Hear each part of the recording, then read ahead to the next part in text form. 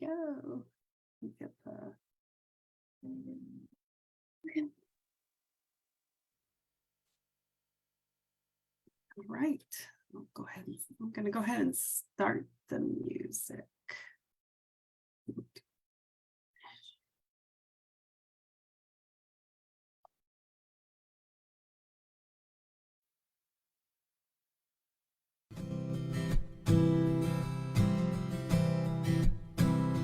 Get ready, my soul. I'm diving in.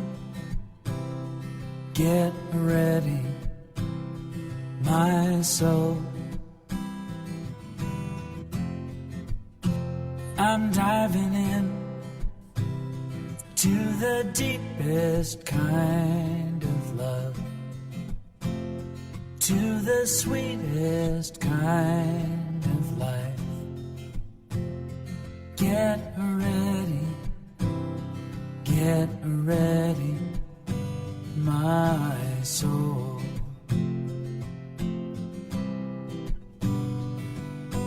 Everything I've ever done, everything I've ever seen, everything I've lost or won, everything I've ever dreamed has brought me here to the present moment, here to a new beginning here, and I'm seeing life so clearly now.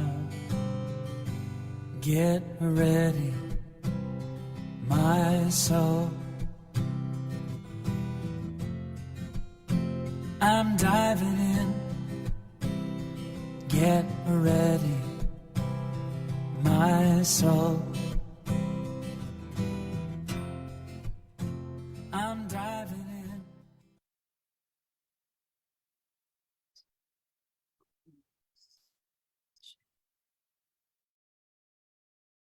There we go. Make sure I'm off mute. Good morning, everyone. Let us begin this beautiful morning with an affirmation. So please join me. Something wonderful is happening in my life right now. I know it, I feel it, I expect it, and I accept it. It's a wonderful affirmation to start the day. But we also have another. So we're in the process of reconstituting ourselves as a Centers for Spiritual Living Metro. And so we created also an affirmation around this growth process that we're in, this moment that we're in. So if you have it with you, please join me. I declare the perfect unfoldment of our center, the Center for Spiritual Living Metro. It's radiantly prosperous in every aspect, an expression of spiritual community, love, growth, abundance, and overflowing good. I know that this expansive energy and consciousness ripple out to all humanity. Our center is abundantly blessed with ever-unfolding prosperity that supports all of its activities, community programs, and beyond. We embrace joyous and loving community members. I now declare and call forth our right and perfect new home. Right here and right now, I say yes to the prosperity, the love, the growth, the expansion, the abundance, and the overflowing good of our center, the Center for Spiritual Living Metro, and every person touched by our beloved community. Now, as we begin today's service, I want to invite everyone to reach out and grab their cell phones, invite your friends, invite your family to join us here on Zoom or even on Facebook. And even those who aren't able to sit in today, they can still join us on Facebook. We'll also have this available on YouTube as well. Today, our consciousness holder will be Josh Van Tassel, one of our practitioners. And I'll do double duty today as both our practitioner as well as our speaker. I'm here. Oh, you are? Okay. I am. My apologies. So our practitioner of the day is going to be Libby. Libby, I will turn it over to you. Thank you. Good morning, everyone. Let's start with our affirmations, please. They're on the screen, so you can just follow along. There is a power for good in the universe that is greater than I am, and I am using it now. I am using it to do my part to create a world that works for all. Together, we inspire individuals to awaken to their own divinity. We are here to make a huge difference.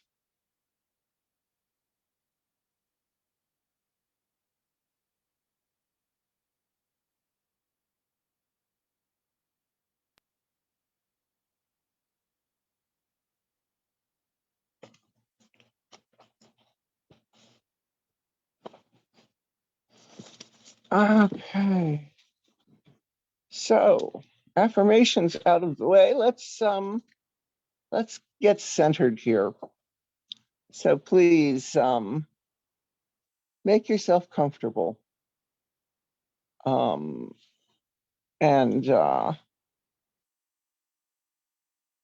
sit comfortably and follow your breath.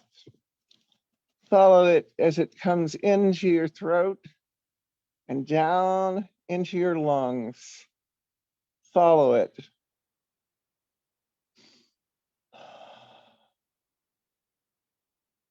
Again, breathing in, following your breath as it comes in and begins to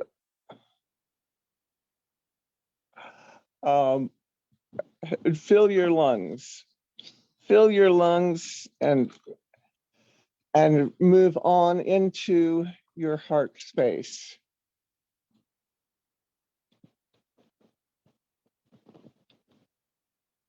Do we have music, Tech?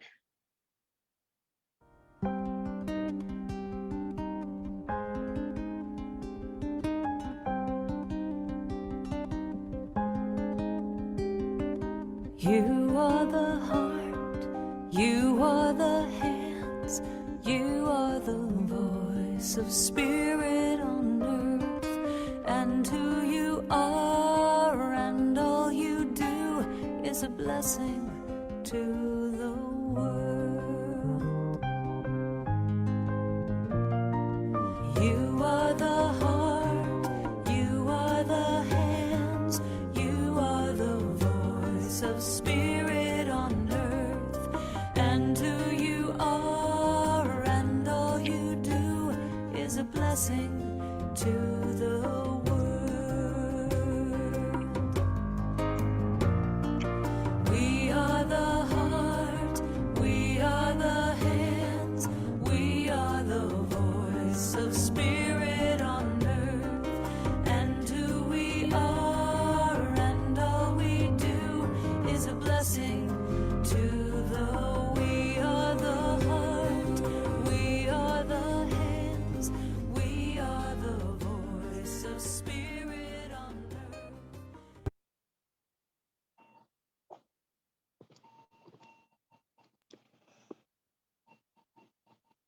And so, please join me in the exciting experience of affirmative prayer. For this is what I know. I know there is one power, one presence. One. And that one today I call spirit. Spirit, which is brought forth on this manifest plane everything that we experience in our existence. And that means me too. So if I am an emanation of spirit, that means that we each are. And we each come from the same source. We are all one at the level of our spirit. Today, I bless this service. I know that Josh's encouragement is full of wisdom and that it holds exactly what each of us needs to hear. I know that the music is empowering and enlightening, that the tech and all the other persons behind the scenes are there doing their job to make sure that we have a magnificent experience. And I am grateful for this knowing. I am grateful for the experience of praying with this congregation. And I am very grateful for the certain knowledge that prayer works. And in this gratitude, I simply release my word into the law, knowing that there is no chance that it will come back unfulfilled, for it is preordained to be a great day. And so it is. So our reading this morning is from Living the Science of Mind. And I'm going to read a passage from the essay entitled, "What Do We See in the Mirror?" There is a subtle atmosphere around us which, unperceived by us, is silently attracting people to us or repelling them from us. I have no doubt that some form of fear is the cause of most of our troubles. What the animal smells because of its acute instinct, we humans feel when we contact each other. An atmosphere of failure attracts failure. The person who always has the feeling that no one likes him surrounds himself with an atmosphere that pushes people away from him. It seems as though our mental attitudes are contagious, as though we go around more or less enveloped in them. The silent influence we exercise on others is something that takes place automatically. Friendship attracts friends, while antagonism not only repels people, it actually awakens a feeling of distrust and dislike within them. Here is one of the keys to successful living and right relationships among people. It is only when we are whole within ourselves that we can help others. It is only when we have faith that we can instill faith. It is only when we have hope and enthusiasm that others respond to us with an equal hope and enthusiasm. And so it is.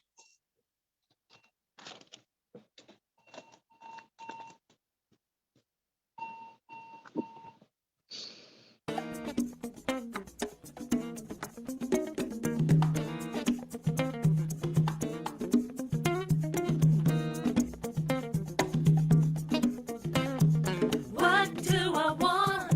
What do I desire? What will bring me to my highest good? What do I want? What do I desire? What will bring me to my highest good? Prosperity, prosperity. I claim it, I claim it. Abundance, abundance is mine, is mine. Love, love flows through me, flows through me. I feel joy, all the time, all the time. I can have it, I can have it. I deserve it, I deserve it. I claim it, I claim it. It is mine, it is mine. I can have it, I can have it. I deserve it, I deserve it. I am it, I am it. It is mine, it is mine. Peace, peace fills my heart, surrender. Everything. Health is my birthright. Passion helps me sing. I can have it. I deserve it. I claim it. It is mine. I can have it. I deserve it. I am it. It's my time. Break it on down.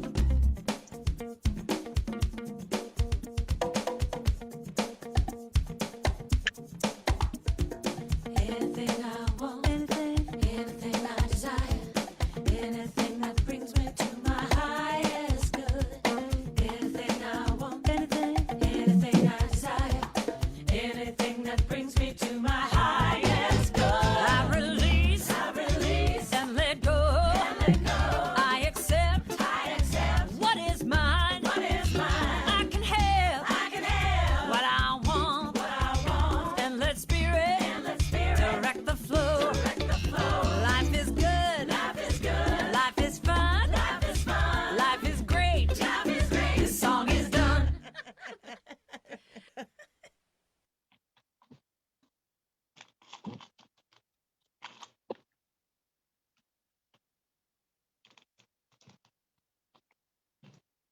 Good morning, everyone. So the title of the talk today will be Dropping Mask and the Bushel Baskets. I'm really going to focus on the mask part, actually. And I'd like to start by sharing a short story with everyone. There were two really confident and handsome young college graduates. They both went to top universities, excelled in sports. They got offers from top sales jobs in Manhattan. But they were also both called away to military service. And within about a week of each other, they were both injured and had a scar on the left side of their faces. Upon returning to their jobs in Manhattan, they both saw their scars very differently. One young man was ashamed of his scar.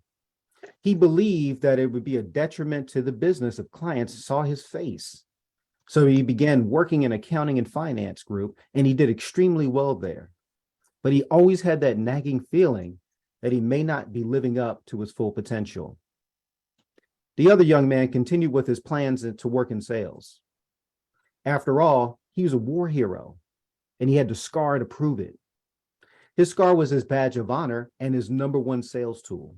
He eventually became the company's CEO. We have the same challenges, but two very different reactions. Now, generally, when we talk about a mask, we're talking about hiding some part of ourselves. And sometimes when we have this conversation, we envision someone having like a full mask on, kind of like the Halloween mask of our youth. However, the masks that we actually use are more like masquerade masks. The ones that they go to the fancy parties and they hold them up against their eyes, or it covers half of the face. I think that this is more accurate because we sometimes move through life only covering up a part of who we are.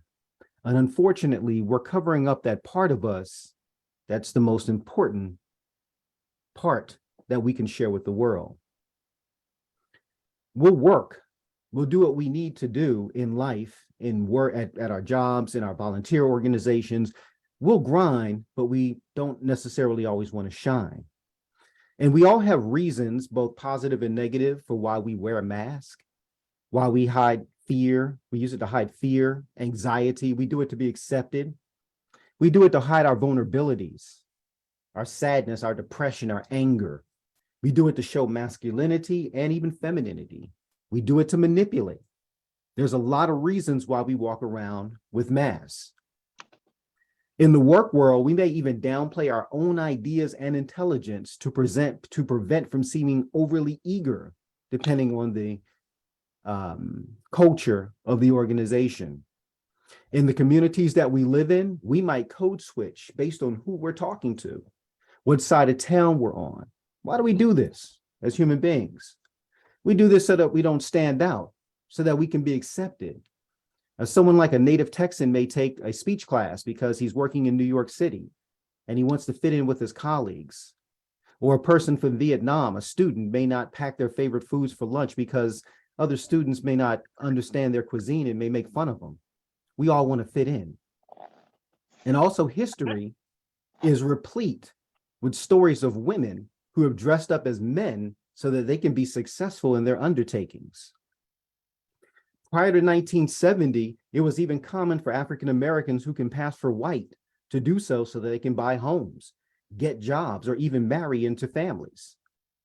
So a little side note, if you happen to be if you happen to have taken one of those popular DNA tests as a white person, and you're wondering where that 5% African DNA came from, somebody in your family may have been wearing a mask. This happens quite frequently. Now, the problem is when the mask becomes our norm and we hide the things that make each and every one of us great. Our talents, our views, our ideas, they're all unique and they add value to the world. But hiding who we are is costing and exhausting.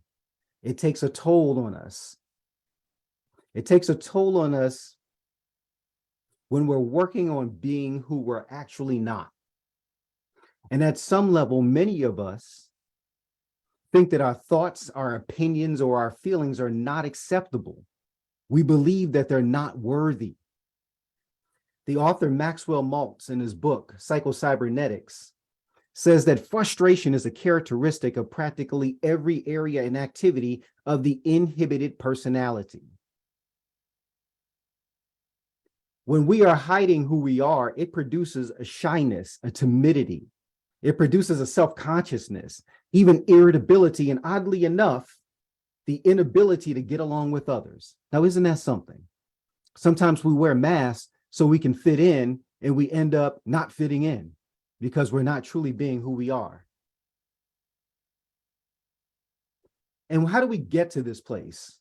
We got to this place of hiding who we are because of excessive negative feedback. It may have been a teacher or a parent or a grandparent or even a peer who was highly influential, criticizing some aspect of our behavior or some aspect of ourselves, causing us to be much more cautious about how we present ourselves to the world.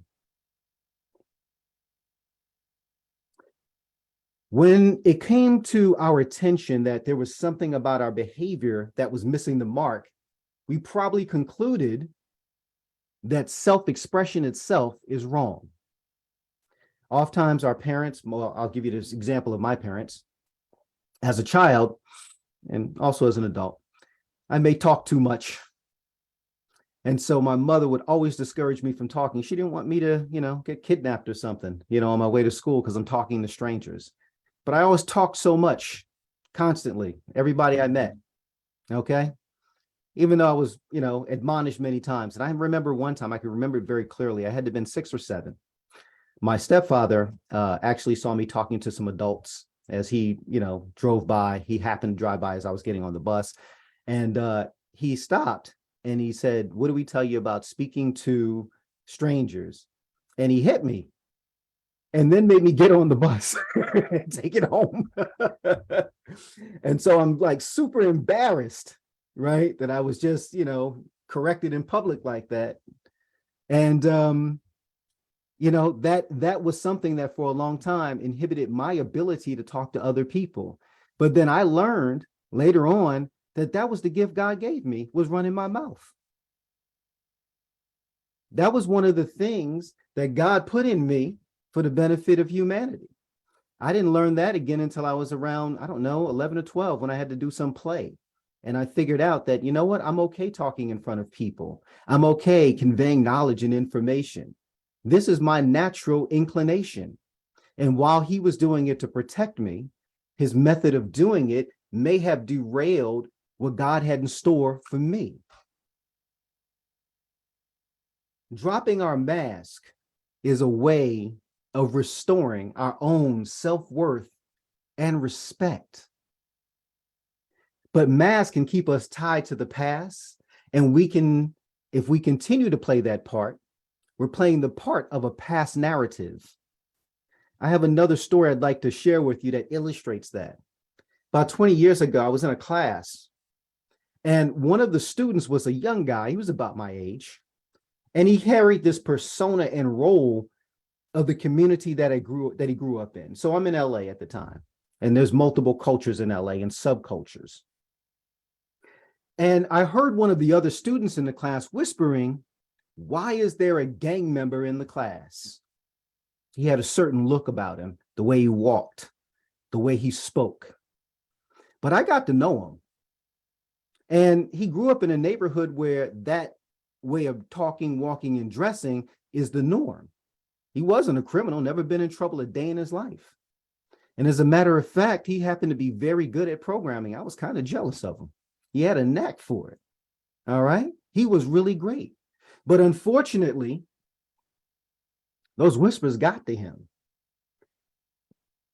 And he ended up dropping out. It was only like a community college or something, but he ended up dropping out. He felt that he couldn't let his light shine. He felt that he couldn't do that and be himself at the same time. He had this pressure to present himself one way on campus to quote unquote assimilate. And he had another way that he needed to present himself in his community, in the neighborhood that he was from. Allowing his light to shine would have been a great example for both the students at that school as well as the members of his community. What did we lose? Because this person wasn't able to be themselves. What type of example would he have been able to create for those in his community? We'll never know. Now, there's this huge risk. What happens if you decide to actually drop your mask? You decide to be you. What are others going to say if you decide to actually be you? I know the answer. Nothing. Probably nothing. Why? Because as adults, we are more concerned with what's going on in our lives and our own challenges. Everybody else in your life are extras in your movie. You're the main star, so you're focused on you. As a matter of fact, I want you to stop for a second, and I want you to think of several people that you are around quite frequently, and friends and not family. And I want you to think about the last embarrassing thing they did. Now, in your mind, you might be thinking about it, if you can even remember it. But you might be thinking about it and you say, "Oh, yeah, I remember such and such got super drunk and did this. That was hilarious." But you're not embarrassed by it. They're probably hanging on to it, and it probably happened 10 years ago, right? My point of sharing that is that we actually look at our faults more deeply than other people do. So when you drop your mask, you don't need to worry about what others will think or worry about the criticism. Instead, you worry about the liberation that it's going to bring you individually. The only time in our lives where we're more primarily concerned or occupied with the lives of others is in our adolescence.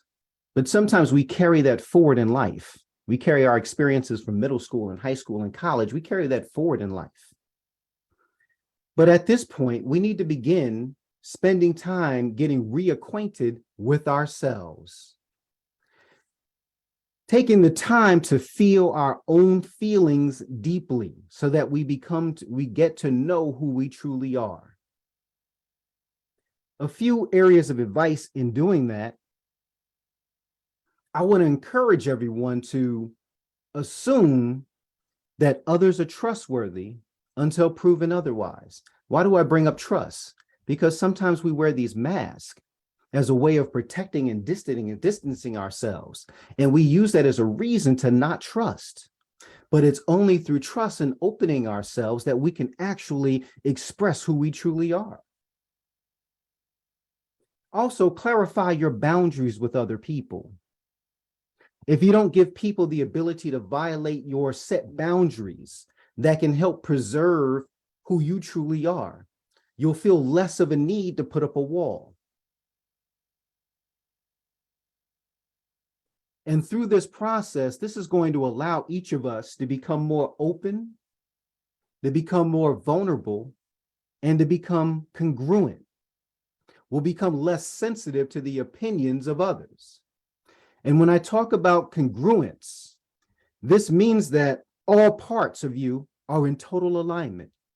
It means that you have such a rapport with yourself that you, when you say something, when you respond and you express yourself to the world, it comes powerfully from within. And that type of power can attract and influence others before a word is even spoken out of your mouth. Because you're speaking with the essence of who you are, the essence of who you truly are, your real self, God incarnate on earth. There's this saying that says, let this mind be in you, which was also in Christ Jesus. Some people take that to simply mean, we want to think like Jesus did of 2,000 years ago, but I want to submit to you this. What that truly means is that you are the divine sonship, that you are divine itself, and that your true personality, who you truly are, is valuable, who you truly are can create, who you truly are can contribute to the world. So just as the Jesus of 2,000 years ago was known to make the dumb talk, make the deaf hear, make the lame walk, you have great miraculous capabilities that you bring to this planet, to this plane of existence, by simply being who God made you to be. And the world misses out on something greatly when you don't live up to your own value, your own standard, to who you truly are. Just as that young man that I remember from class 20 or 25 years ago. I'll leave you with this. In making that change to authentic expression and being ourselves, I want you to consider that you go fast as the slowest part of yourself, because this is the true level of your authentic expression. That means that you are deeply feeling yourself. That means that you are truly understanding yourself. And as you're making this move to be more of yourself, you do it at your own pace, not at a pace that you think you should go. That the world tells you that you should go, or that someone else suggested that you go. You can feel that on your own so that you can develop and have your own voice. And that voice is going to change over time. That voice that you had at 17 is going to be a different voice at 27 and at 37 and 47 and at 57, because we gain experience and wisdom. We add to our personality. We add to who we are, because we are in a constant state of evolution. But as we drop that mask, we allow ourselves to evolve naturally, uninhibited, unhindered, allowing God's grace to pour within us so that we can express it to the world in the way that we were made to do that, whether it's through song, whether it's through dance or mathematics or engineering, whether it's through politics, whatever it might be, your unique self-expression, who you truly are, your true voice. It is our duty to speak our truth, to be who life knows us to be. That's that spirit within you that knows where you should be, that takes you, that leads you, that guides you. There's a word used in the Bible a lot. It says Lord, and you've seen it a lot of times. It's all over the Bible. Lord this, Lord that. What is Lord? They say, well, that's referring to Jesus. Well, I want to share this with you. Lord, in the Hebrew, is rabbi, and in Arabic it's Rabbi. And there's another pronunciation in Aramaic, which is the language that Jesus spoke. I don't remember it off the top of my head, but they all have the same meaning because they come from the same root. Lord means nourisher unto perfection.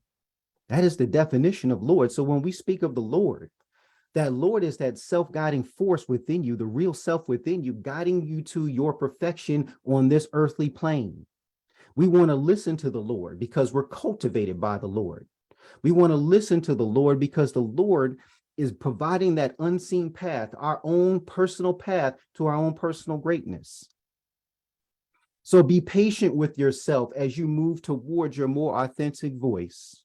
And when you receive negative feedback from others, remember, it's about some action that you may have taken, and it's not about who you are. And so ends the lesson.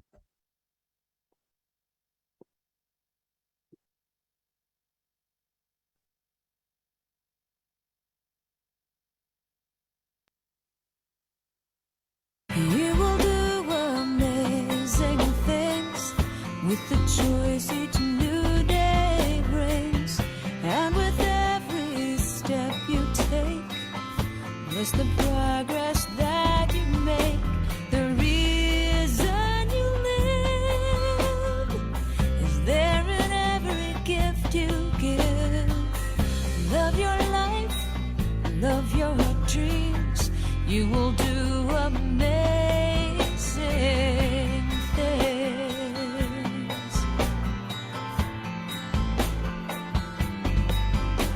Amazing,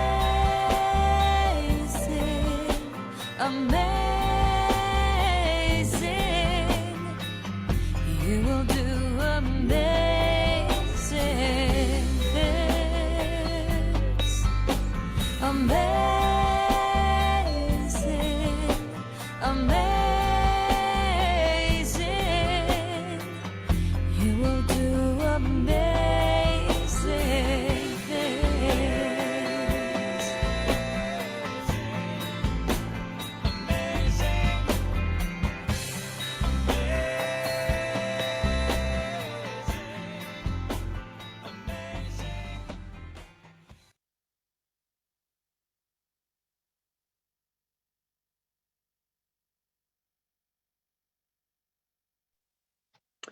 And now it's time for us to share our gifts and talents and make our tithes to the center. So if you'd like to join me in our prosperity blessing, it's on the screen. I know that God is the source and substance of my supply. I joyously share my supply with this spiritual center. And so it is. So we try to make it as painless as possible for you to give to the center. And so there are 3 ways that you can do that. The first is with an app called Givelify, and it's available at givelify.com. You can load it to your smartphone or to your computer, or you can just go online and go to givelify.com. When you use Givelify, please be certain to specify Center for Spiritual Living Metro, because there are now quite a number of different spiritual centers that also use Givelify. So we want to make sure that your tithe comes to the right place. If you would prefer, you can go to our website, cslmetro.org, and click on the donate button, choosing PayPal, if you prefer that, or Givelify. Or if you would prefer to send your tithe directly by snail mail, you can send a check to 7006 Ted Drive, Falls Church, Virginia, 22042.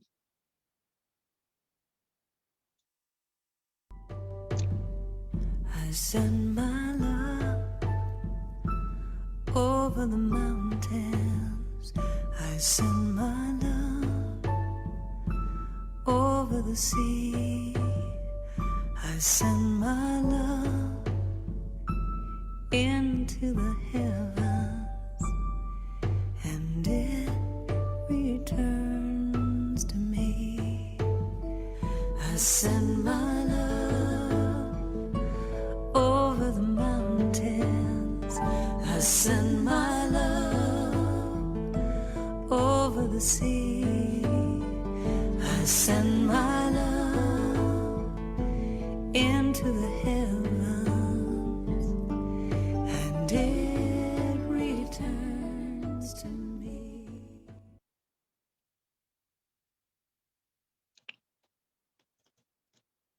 And so, please join me as we bless our gifts. I bless all of the gifts that have come forth this morning, each of them a way of extending from the giver to the center their gratitude for the wonderful service this morning. And I know that these gifts are used and appreciated as we do our work in the world of making it a better place and a world that works for all. And so it is.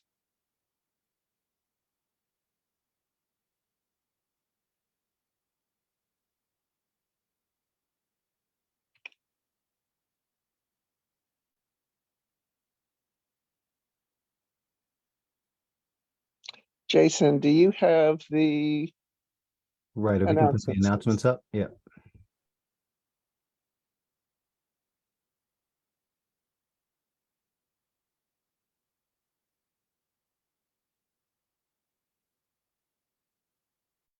So while we're looking for our announcement slide, I do want to remind everyone that we do in fact have meditation weekday mornings and Sundays, 8 o'clock. If you go to meetup.com, you will find our meeting times under Centers for Spiritual Living Metro.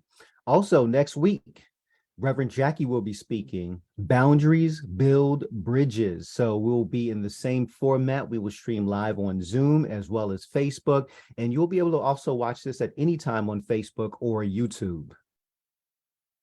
Other announcements? All right, Focus on Family will be the first Sunday of every month. So generally, Centers for Spiritual Living Metro meets in person the first Sunday of each month. Please bring the children. We'll have activities for them, and we have our very own practitioner, Diane Stewart, who also is a ministerial student who will be leading that charge, along with our practitioner, Gail.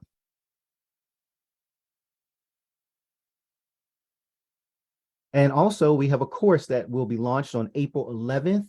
Reverend Trish will be leading Transform Your Life with Self-Mastery. It's a 10-week class, and so let's awaken together. If you'd like to have more information, please go to csl.org and take a look under education, and you can get, you should be able to register, or you rather will be able to register from there. All right. And also, in addition to the meditation, we all have meditation with Himalayan singing bowls at 6:30 p.m. the first Sunday of each month. So if you happen to join us in Arlington and you would like to stay for meditation, go ahead and register, and we have the link below. First Sunday Singing Bowl Meditation.eventbrite.com. You can also go to Eventbrite and simply search for First Sunday Singing Bowl Meditation.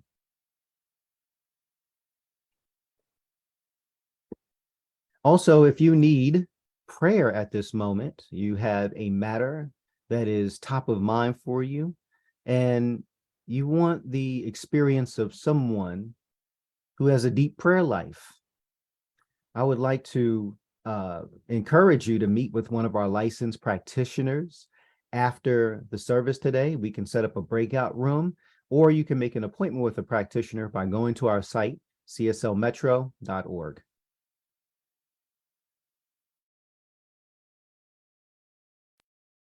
All right, so we'll do a little bit of music, and then we will say our closing affirmation.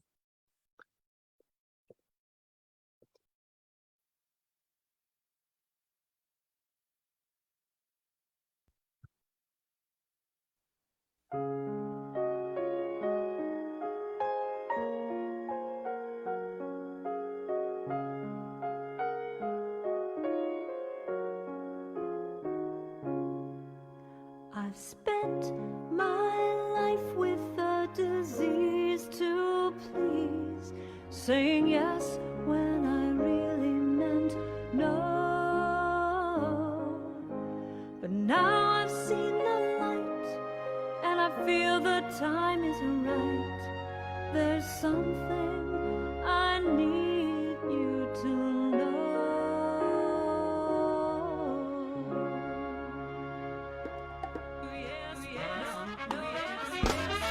N-O is my new yes. When I say no, I'm saying yes to me. N-O is my new yes. When I say no, I set myself free. I've been living my life, living to please for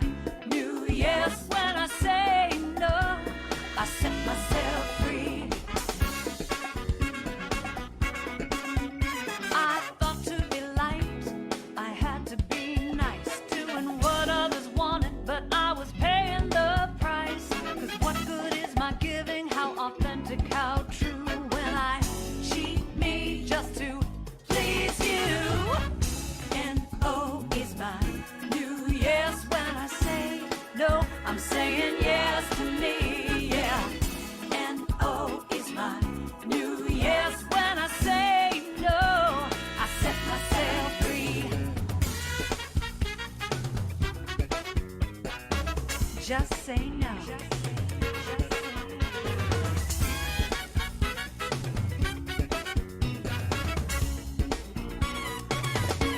It's all about freedom,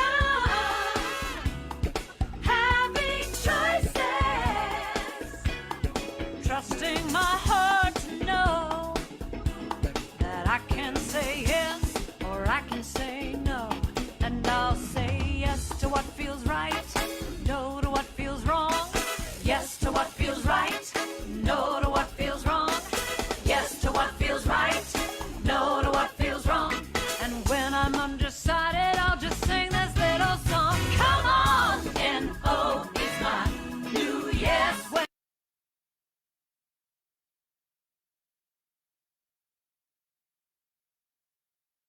All right.